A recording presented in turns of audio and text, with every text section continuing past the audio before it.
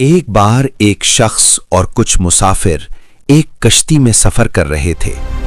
کشتی کے پانی میں بہہ جانے کا خطرہ تھا اور طوفان زور پکڑ رہا تھا۔ پانی کی لہریں اتنی بلند تھیں کہ سب مسافر خوفزدہ ہو گئے اور موت کے قریب ہونے کا خوف محسوس کر رہے تھے۔ اسی دوران وہ شخص ایک روحانی خواب میں حاضر ہوا۔ خواب میں اسے حضور نبی کریم صلی اللہ علیہ وسلم کی زیارت ہوئی۔